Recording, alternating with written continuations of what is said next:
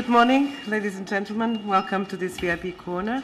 The President of the Commission just received President Aliyev of Azerbaijan. Both gentlemen will now do a short statement and then answer to questions. Please, Mr. President. Good afternoon, ladies and gentlemen. It is a great pleasure to welcome President Aliyev to Brussels. President Aliyev and I had a very open, constructive, friendly discussion today, building on the fruitful exchanges and visits we have had over the last years. We've met several times, including a visit I've paid to Baku. And today we focus on energy issues, but also review the wider developments in Azerbaijan and the European Union. Azerbaijan is a very important partner for us. We have achieved a reliable partnership in the energy field. We want to build on this, moving to a long-term association grounded in democracy and shared values, in particular human rights and fundamental freedoms. I stress today my personal commitment to supporting Azerbaijan in this path. A word on our strategic energy cooperation. We did, of course, discuss the way ahead on the Southern Gas Corridor in detail. We are both extremely pleased with the progress achieved on the Southern Gas Corridor since our joint declaration of 2011. We have both worked hard for the realization of this strategic project for both Azerbaijan and Europe. And I wish to thank President Aliyev for his strong and continued commitment. I remember well when we met in Baku, our discussions, and in fact, Azerbaijan has been delivering in all the commitments that at that time were taken. And I'm proud that this declaration that I signed together with President Aliyev was at the basis of all these developments. President Aliyev confirmed to me that the Shah Deniz II consortium will decide on the critical European leg of the corridor next week, as foreseen, and choose between the two options, the one called Nabucco West and the other called the Trans-Adriatic Pipeline, TAP. This is as such a commercial decision for the consortium, but I would like to stress also that both Nabucco West and TAP are of strategic importance for the diversification of our gas supplies for our single energy market in Europe. I am therefore confident that both routes could ultimately be built once we scale up the Southern Gas Corridor beyond the currently available gas with further resources. This can be a win-win situation. The most important message today is the following. The Southern Gas Corridor is not a theoretical project on the drawing board. It is about to be realized to the benefit of all involved. It will bring initially 10 billion cubic meters to Europe by 2019, but we will not stop here. The corridor could, in the medium term, cover more than 10% of our annual needs in Europe and thus contribute to our energy security, price stability, growth and jobs. This is our common vision, as President Aliyev and myself agreed in 2011. This is what we will keep working for to enhance our mutual security of supply. We believe this is in the best interest of Europe and Azerbaijan. Ladies and gentlemen, as I said earlier, we discussed broader issues as well. Azerbaijan is an important partner with whom we cooperate closely on a number of regional and global issues. We also look ahead to Azerbaijan's chairmanship of the Council of Europe next year. We also shared our views on key domestic issues for Azerbaijan. Presidential elections are high on the list. We expressed our hope that this can take place according to the highest standards with the support of international observers, including from the OSCE, ODIHR. Ensuring human rights and fundamental freedoms stand high in our agenda. We have discussed these issues in an open manner. I had the opportunity to recall that stability and prosperity can only endure in the long term with the respect of rule of law, democratic institutions, and of course a dynamic civil society. We also discussed the development of our relations within the context of our Eastern Partnership, and I share the commitment of President Aliyev in terms of deepening our relationship also in that context. Finally, we also discussed economic issues, including Azerbaijan's development plans and progress towards WTO accession. We are committed to deepen our trade relations, also through the establishment of a bilateral, deep and comprehensive free trade area, for which WTO membership is crucial. Finally, we also discussed the regional situation. We know well that for countries in the region to realize their full potential, they need to be secure and at peace with their neighbors. We call, therefore, for a fair resolution of the Nagorno-Karabakh conflict in accordance with the agreed principles. The European Union supports international mediation efforts through the OSCE Minsk Group and stands ready to play its part for a lasting and peaceful settlement. President Aliyev, 2013 is indeed a year of great opportunity for European Union-Azerbaijan relations. I stand for broader and deeper relations with your nation, a country that we very much respect, with energy as an excellent starting point, and with shared values at the core of that relation. I thank you for your attention. Thank you very much, Mr. President, for your comments, and let me express my gratitude for invitation to visit Brussels. It's my fifth visit to European Commission, and this very fact shows how intense and close our relationship is. We highly value our relations.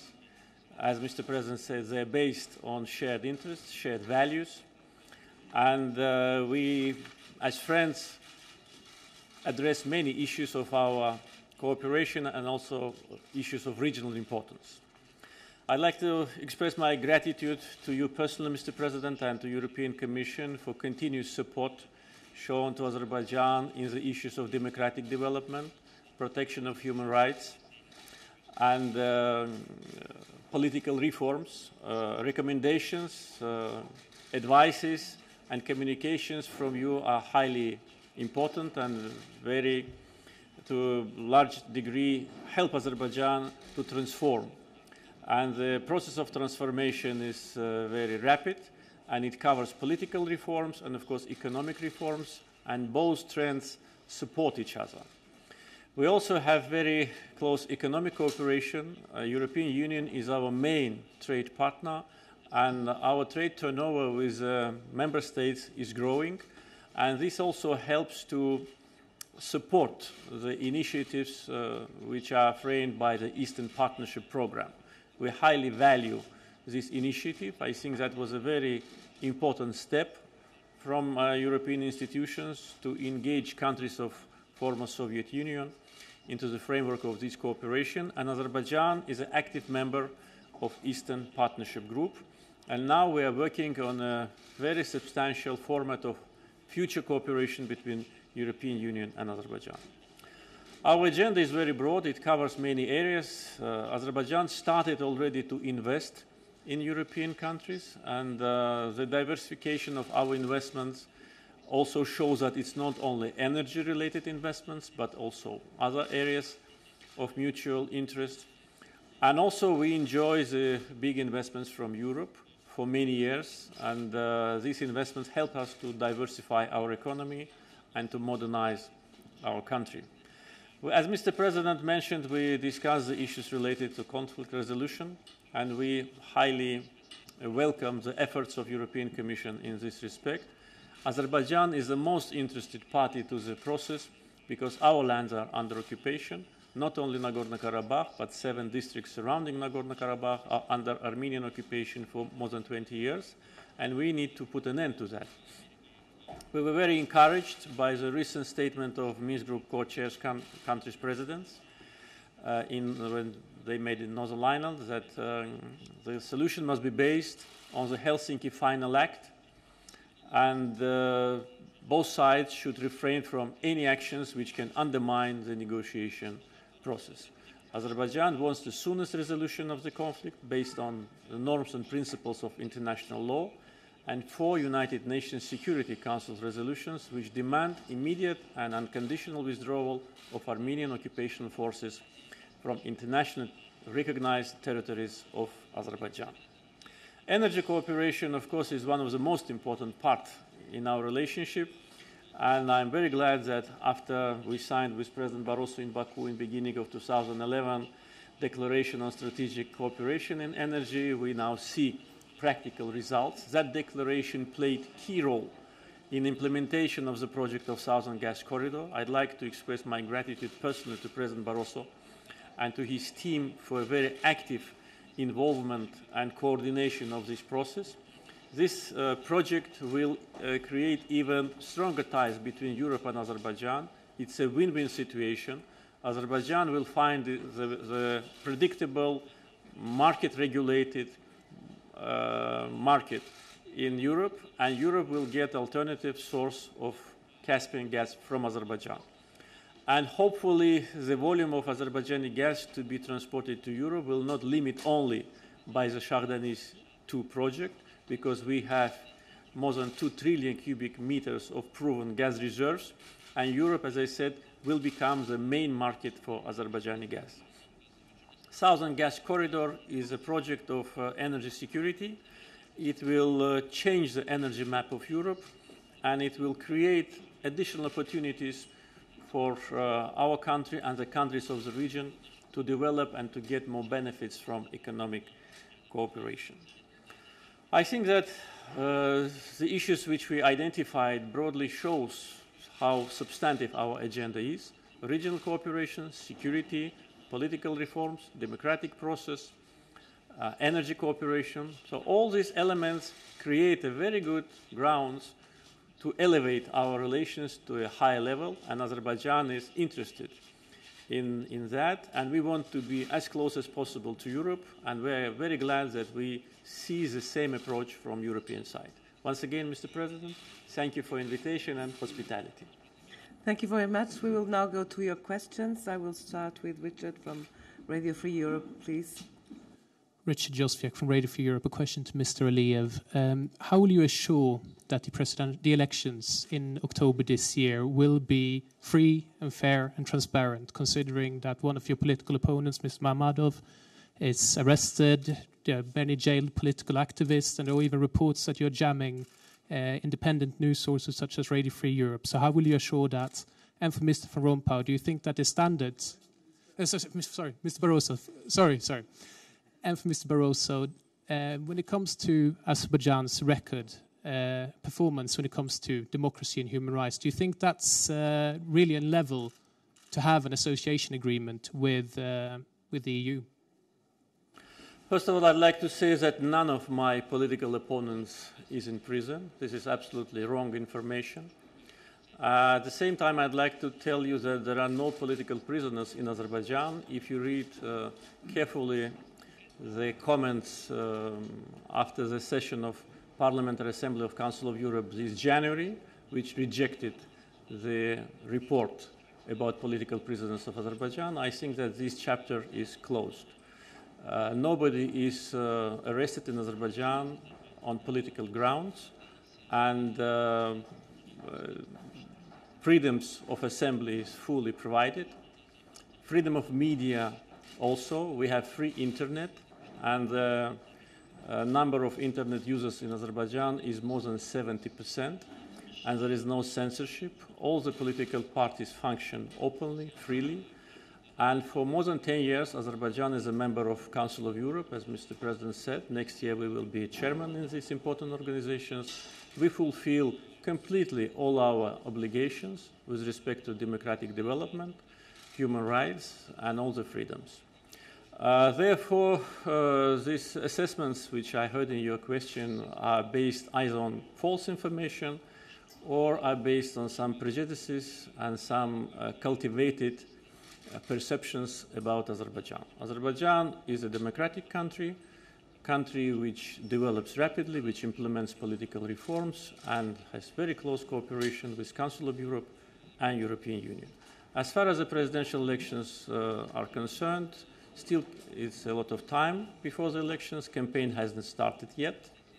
Azerbaijan will invite international observers from Europe, from European institutions, and they'll provide all the necessary conditions for all the candidates in order to present their programs and to present themselves to Azerbaijani people. The will of Azerbaijani people will be fully reflected in the outcome of these elections, I'm sure, and the government will do everything in order to provide that.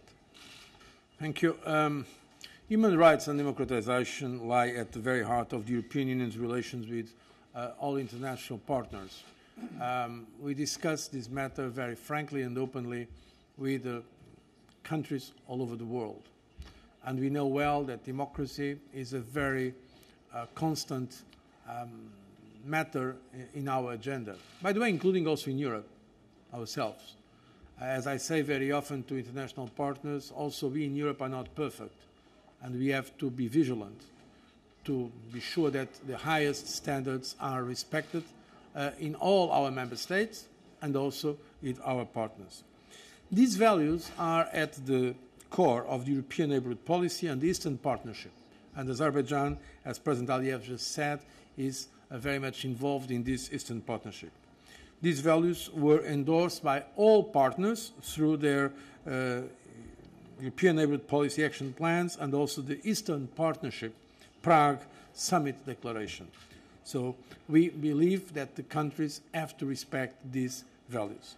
And in fact, we discussed these matters with our partners, including with Azerbaijan. As I've said before to you, we have today also mentioned this in a very open manner to President Aliyev, and we believe this is an essential condition for the deepening of our relationships in the framework of this Eastern Partnership. And I want at the same time to add one comment. Azerbaijan was, until some years ago, part of the Soviet Union, totalitarian regime, where there was no freedom at all. So when you look at the situation today of Azerbaijan, an independent sovereign country that we very much respect because of its independence, and the situation where Azerbaijan was coming, we have to recognize, to be fair, huge, huge progress in that country. That does not mean that all the standards are met according to our perception. And from that point of view, we have a very good exchange with President Aliyev and with, of course, our partners in Azerbaijan. At the same time, we believe, I sincerely believe, that the best way to deal with these matters is through positive engagement, with openness on both sides, discussing the issue through all the means available in open manner, and, of course, supporting all the democratic reforms. I am personally convinced, and that is a personal remark I want to make, that President Aliyev, who is the head of state of a sovereign country like Azerbaijan, is extremely committed to the modernization of his country. And he cares very much about the image and reputation of this country. That has indeed been making very important progress. I believe that modernization cannot be achieved without also the progress in terms of the civil society. And so this is part of our constant dialogue with Azerbaijan and indeed with other partners, having in mind that every country has a specific situation in terms of its history, its geography, the challenges that the country faces from many reasons. And from that point of view, I think the partnership we have with Azerbaijan is the right one to address also these concerns that were expressed by your question, and that are our concerns, and that they are very much at the top of the priorities we have when we discuss these matters with our friends in Azerbaijan, as I have discussed today with President Aliyev. So the second question goes now to the Azerbaijani news agency, please. Thank you. My name is Rahman Hajiyev. I'm from Baku, First News Information Agency. As Your Excellency, you mentioned, no one is perfect, no one is flawless, and we see that in Europe as well. We regularly witness the, I would say, brutally suppressed by the police in Europe regarding the peaceful demonstration and political rallies throughout the European cities. It happened in Frankfurt, it happened in London, it happened in Greece before, and in many other countries as well. So my question is, how would you comment on the, I would call it, selective or double standard approach by the European institutions, by the officials, regarding the issuing the resolutions and the statements on these occasions? I would add that if it happens outside of the European borders, the reaction is prompt and immediate.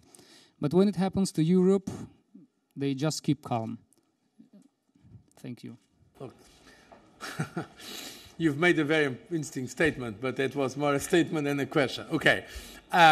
What I can say is the following.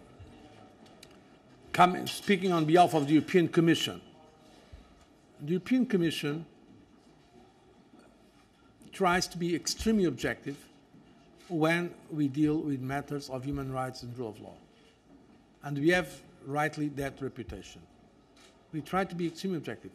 We had already, during the last years, important issues, including in the European Union, when there were concerns regarding the respect of the rule of law in some of our member states, where the European Union and the European Commission expressed very strong, clear terms our concerns. In some cases, when there were cases of violation of the community law, we went to the Court of Justice against member states of the European Union. So frankly, you cannot accuse the European Commission of double standards. Now, in terms of the perceptions that apparently you and others may have about the double standards in the media, in the public opinion, that I can understand the point.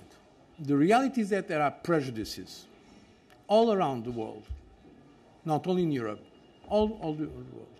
And I believe we should avoid this kind of prejudices in all parts of the world.